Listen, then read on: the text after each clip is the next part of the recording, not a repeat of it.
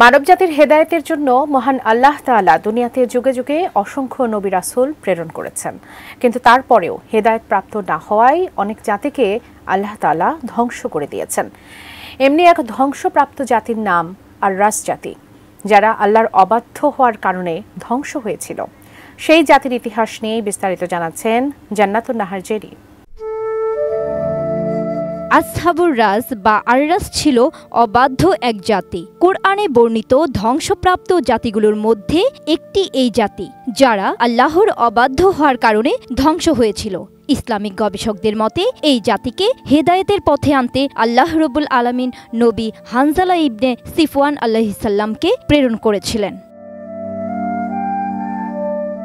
আররাস জাতি সম্পর্কে আল্লাহ রব্বুল আলামিন সূরা ফুরকানের ৩৮ থেকে ৩৯ নং আয়াতে বলেন, আমি ধ্বংস করেছিলাম আদ, সামুদ ও রাসের অধিবাসীকে এবং তাদের অন্তর্বর্তীকালের বহু সম্প্রদায়কে। আমি তাদের প্রত্যেকের জন্য দৃষ্টান্ত বর্ণনা করেছিলাম আর তাদের সবাইকে আমি সম্পূর্ণরূপে ধ্বংস করেছিলাম।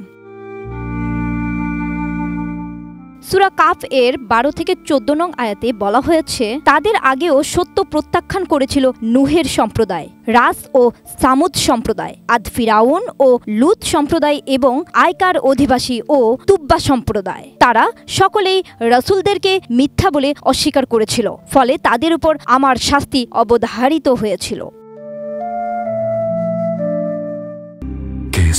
শেকড় থেকে শিখরে। রাস শব্দের অর্থ কূপ। গবেষকদের মতে এই রাস জাতির পরিচয় নিয়ে মতভেদ রয়েছে। গবেষকরা কূপকে কেন্দ্র করে তাদের সম্ভাব্য আবাসস্থল হিসেবে বিভিন্ন স্থান চিহ্নিত করেছেন। আল্লামা ইবনে কাসির রাদিয়াল্লাহু আনহু বলেন, ইয়ামামা অঞ্চলে নবী হানজালা ইবনে সুফিয়ান আলাইহিস সালামকে কূপে বন্দী করার ঘটনা উল্লেখ রয়েছে। কেউ মনে করেন তারা আজারবাইজানে বাস করত, যেখানে রাস শব্দটি আরাস নদী নির্দেশ করে। অন্যরা তাদের সিন্ধু সভ্যতার অধিবাসী বা রাশিয়ার একটি জনগোষ্ঠী বলে মনে করেন। ইবনে জারির তাবারি রাদিয়াল্লাহু আনহু তাদের সামুদ জাতির একটি শাখা হিসেবে উল্লেখ করেছেন। তবে রাস জাতির ধ্বংসের কারণ ছিল ভয়াবহ। রাস জাতি কূপের পানি ব্যবহার করে এক ন্যায়পরায়ণ বাদশাহের অধীনে বাস করত।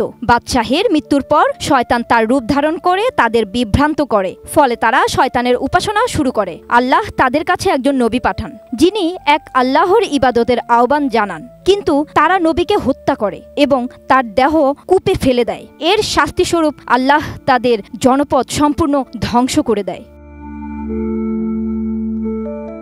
জান্নাতুন নাহার জেরি, ATN নিউজ।